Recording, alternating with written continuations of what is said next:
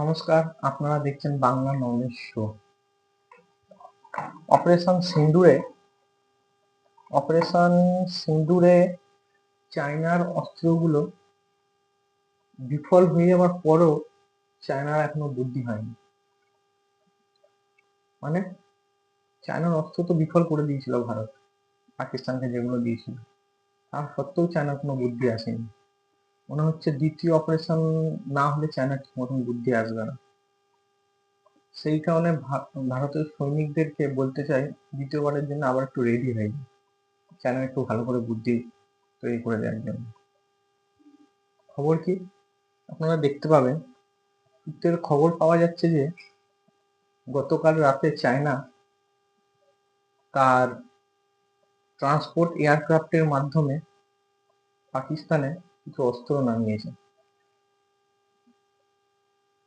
আপনারা জানেন অপারেশন সিন্দুরে যে চায়নার অস্ত্রগুলো পাকিস্তানে ছিল, যেমন এয়ার ডিফেন্স সিস্টেম যেটা চায়না দিয়েছিল, HQ-9 এবং HQ-9 আর HQ-16 চায়না দিয়েছিল। তো যখন চায়না দিয়েছিল প্রথমবার, পাকিস্তান এত ঢোল ফোল বাজিয়েছিল, এত প্রচার করেছিল যে কি নাকি চায়না পাকিস্তানকে দিয়ে দিয়েছে।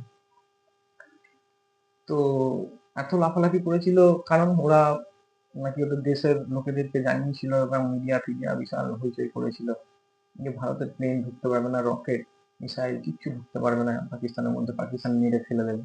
অপারেশন সিন্দুরে দেখতেই পেয়েছেন কি অবস্থা হয়েছে। মিথ্যা আপনি পদ লোককে বলতে পারবেন, কিন্তু নিজে তো আপনি জানেন যে কি হয়েছে। চায়না পাকিস্তান হচ্ছে সেই চেঁচিয়ে মিথ্যে কথা বলে যাচ্ছে, কিন্তু ওরা তো জানে কি হয়েছে ঘটনা।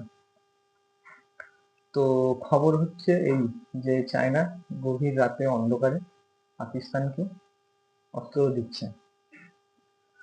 যদি দেয়ারই ছিল পাকিস্তানকে অস্ত্র, তাহলে HQ-9 HQ-16 air defence system না দিয়ে HQ-19 দিতে পারতো।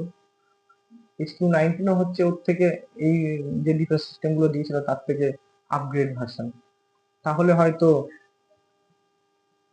কিছুটা ট্র্যাক করতে পারতো ব্রহ্মসকে তো পাকিস্তান ট্র্যাক করতে পারেনি। তো কি ওদের defence system, air defence system আপনারা বুঝতে পারছেন। চায়না খবর বেরিয়েছিল যে 30 সেকেন্ড ব্রহ্মস মিসাইলকে ট্র্যাক করা হয়েছিল, মানে পাকিস্তান ট্র্যাক করতে পেরেছিল 30 সেকেন্ড। তো 30 সেকেন্ড ট্র্যাক করতে পেরেছিল, তারও কারণ আছে। কারণ আমেরিকার যে একটা কোম্পানি আছে লকহিড মার্টিন, তার পুরনো এয়ার ডিফেন্স সিস্টেম পাকিস্তান কিনেছিল। তার নাম হচ্ছে DPS এয়ার ডিফেন্স সিস্টেম। তো সেইটার মাধ্যমে পাকিস্তান 30 সেকেন্ড ব্রহ্মসকে ট্র্যাক করতে পেরেছিল। তো একটা দেখবেন হিন্দি বই, শক্তি কাপুর বলে একজন আছে, শক্তি কাপুর, তার একটা ফেমাস ডায়লগ আছে, নাঙ্গা নাহায় গেছে আর নিচড়ে গেছে। তো 30 সেকেন্ডে কিছু করা যায় না, ব্রহ্মসকে কিছু করতে পারবে না। কথা হচ্ছে সেই। তো সেই আমেরিকার এয়ার ডিফেন্স সিস্টেমের দ্বারাই 30 সেকেন্ড ট্র্যাক করতে পেরেছিল।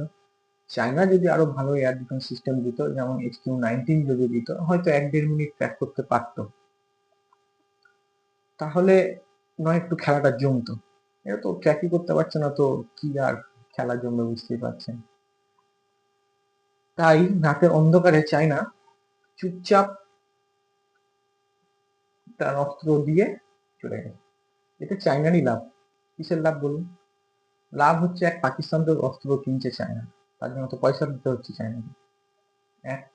দ্বিতীয়, যদি অপারেশন সিন্দুর হয় দ্বিতীয়, তো যদি আবার মার খায় ওর ডিফেন্স সিস্টেম গুলো, তো চায়নার একটা কথা বলার জায়গা আছে যে না, আমার ডিফেন্স সিস্টেম নয়, ওগুলো পাকিস্তান কোথা থেকে এনেছে আমরা জানি না।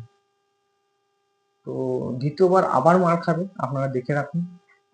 তো এবারে যেমন সেই কাপড় কাছে দেখেছেন ধোবিরা পুকুর ফুকুরে, ওরকম কাপড় কাচার মতন কাঁচা হবে পাকিস্তানকেও এবং চায়নার ডিফেন্স সিস্টেমকেও।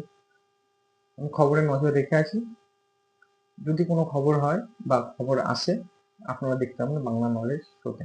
নমস্কার, বন্দে মাতরম।